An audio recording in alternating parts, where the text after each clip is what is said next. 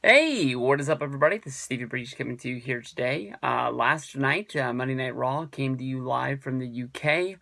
Um, I don't know. I mean, I didn't watch the show. Nothing really was groundbreaking out of the whole show. I saw almost everything that was going to happen before it happened on Twitter with GIFs and things like that. But I went out of my way to watch a few things, and I will say that honestly, the AJ Styles, Roman Reigns, Luke Gallows, and Machine Gun Carl Anderson stuff, it's really good. It's very intriguing. You don't really know what is going on. Luke Gallows and Machine Gun Carl Anderson really, stuck their neck out there, basically saying that they are there to support AJ Styles, their buddies from back in the day. They talked about New Japan Pro Wrestling. They did not say the words Bullet Club. They did talk about Roppongi Vice and things like that happened over at the Tokyo Dome Hotel.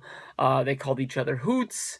As a fan of Talking Shop on the MLW network that listened to all the episodes, it's very fun to see these guys over there. Now, I don't think that everything is the way that it seems. AJ Styles is looking forward to having a big match against Roman Reigns. Roman Reigns wants to show off that he's the man and he's the WWE champion. And even this flashy newcomer, AJ Styles, isn't going to be able to step up to the plate.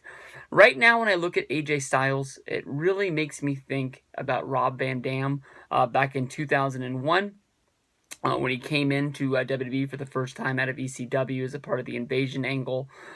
He was really one of the hot things. He was Rob Van Dam throughout the history of ECW was like the one guaranteed guy. I don't know if a lot of these guys are going to work from ECW once they make it to WWE. If they do, but definitely Rob Van Dam was that one guy that, like, this guy gets the WWE, he's going to be on fire. And there's been lots of stories of basically, Vince not wanting to push a guy out of ECW, Triple H wanting to hold his spot, Stone Cold Steve Austin wanting to hold his spot, not really wanting to put somebody over that was not a part of it. You can go to the Chris Jericho and Triple H interview on the WWE Network, where basically, was that? Yeah, I think it was. I think that was because they had to explain, the heat that they had back in the day, and basically Triple H was basically saying that everybody looked at Chris Jericho as he was a really good wrestler and he was really going to help the team, but this is a guy that fought for the other team and just jumped sides to the winning team, and he's taken somebody's job from WWE, and that just sort of shows you. I don't think AJ Styles is going to win the championship at Payback. I don't think that AJ Styles is going to win the championship in the next, easily, 6 to 8 months, probably even in the next year. AJ, if he keeps doing what he's doing, will probably be WWE champion somewhere down the road. But I think that what's really intriguing about the whole Machine Gun Carl Anderson and Luke Gallows thing is I don't really think we're seeing the whole entire picture. Definitely we saw AJ Styles and Luke Gallows, Machine Gun Carl Anderson, them come together, talk about the fact that they, have history, that they are friends. Anderson and Gallows both gave AJ Styles credit for that's the reason why they were there, was AJ Styles put in the good word to bring the Bullet Club over. But it doesn't look like AJ Styles really wants their help in this match against Roman Reigns. AJ wants to be a babyface. AJ wants to be able to show off that he is one of the best wrestlers in the world and he can go out there and he can beat Roman Reigns. A lot of people are thinking that maybe, I don't know if they're thinking it anymore, but before yesterday, that maybe Luke Gallows and Carl Anderson were going to side with Roman Reigns.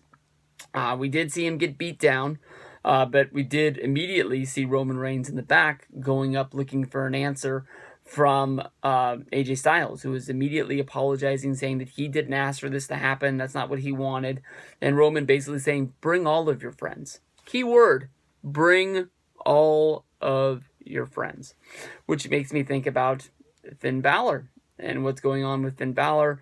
If he's going to be coming up, maybe, I know they're definitely playing off a lot to do with New Japan Pro Wrestling and the Bullet Club. Could it be that maybe Finn Balor comes in and basically it's put together, this is the Balor Club, that Balor is upset that AJ Styles took his place in the Bullet Club. You could definitely run this storyline without saying Bullet Club, without saying New Japan Pro Wrestling, without really alluding to things that happen in other places at other times. But as of right now, that's sort of the thing that fans want. They want the Sami Zayn versus Kevin Owens feud. They want to see AJ Styles versus Finn Balor. They want to see these matches, even though they've seen them in the past. They want to see them on the big stage. They want to see them in WWE because it's the biggest stage of them all, and that's where it matters the most. So I'm really looking forward to everything. I mean, the easiest thing is say that this is going to be the Balor Club. Definitely, you can see that, Gallows and Anderson, they came in 1 week. They disrupted the tag team tournament, which make them think that they're going to be one of the most imposing tag teams, that they were upset that they weren't in the tournament. They wanted to show off that they were the best team in there. But by them stepping out of the tournament and going after Roman Reigns, you can see that this is going to be a much bigger deal, which makes me draw a line to maybe it's not Finn Balor. Maybe it's Triple H. By Triple H sending Anderson and Gallows, it's sort of a stretch on how he would connect himself with those guys.